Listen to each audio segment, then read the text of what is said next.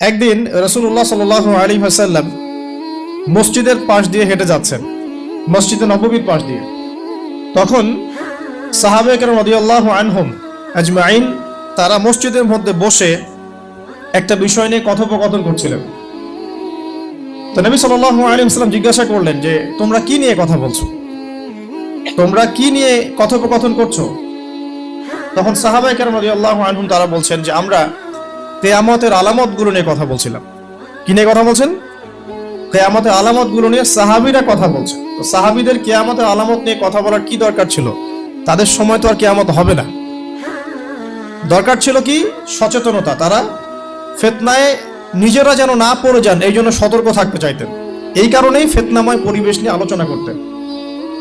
তো নবী সাল্লাল্লাহু আলাইহি ওয়াসাল্লাম তখন বললেন, দেখো, যতদিন পর্যন্ত 10টা আলামত প্রকাশ হচ্ছে না ততদিন পর্যন্ত কিয়ামত হবে না। কয়টা আলামত? 10টা। নবী সাল্লাল্লাহু আলাইহি ওয়াসাল্লাম প্রথমে বললেন 2 নাম্বার হচ্ছে ইয়াজুজ এবং মাজুজ।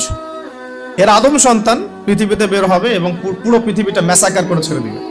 আর মাসিহুদ দাজ্জাল সেও বের হবে শেষ জামানায়, যে ইহুদিদেরকে নিয়ে পুরো বিশ্ব শাসন করবে, বিশ্বের প্রতিটা ডিপার্টমেন্ট সে রুল করবে। এবং দাজ্জালের চেয়ে ভয়ঙ্কর কোনো ফিতনা এই পৃথিবীতে আসে নাই, আসবেও না। প্রত্যেক নবী তার কওমকে দাজ্জাল সম্পর্কে সতর্ক করেছিলেন, এমনকি নূহ আলাইহিস সালাম পর্যন্ত তার উম্মতকে দাজ্জালের ফিতনা সম্পর্কে সতর্ক করেছিলেন।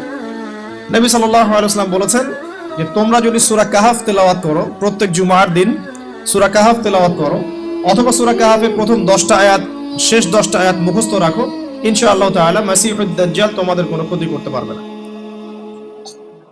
1 মাসিহুদ দাজ্জাল, 2 ইয়াজুজ আর মাজুজ, 3 হচ্ছে ঈসা ইবনে মারইয়াম। ঈসা ইবনে মারইয়াম যতক্ষণ পর্যন্ত না আসছেন, পৃথিবীতে আবার ইউটার্ন না করছেন এবং তার হাতে মাসিহুদ দাজ্জাল নিহত না হচ্ছে, কিয়ামত হবে না।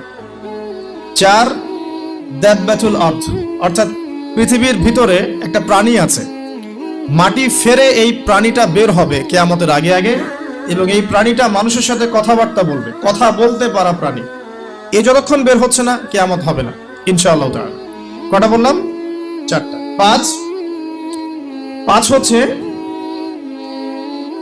দুখান বা ধোঁয়া। এই পুরো পৃথিবীর আকাশটা একটা নির্দিষ্ট সময় পর্যন্ত ধোঁয়ায় ছেয়ে যাবে এবং হতে পারে, আল্লাহু আলাম, হতে পারে যে সূর্যের আলো পৃথিবীতে পৌঁছাবে না, এমন ধোঁয়া হতে পারে। পুরো পৃথিবীটা ধোঁয়ায় ছেয়ে যাবে, এটা সূরা দুখানের মধ্যে বলা আছে।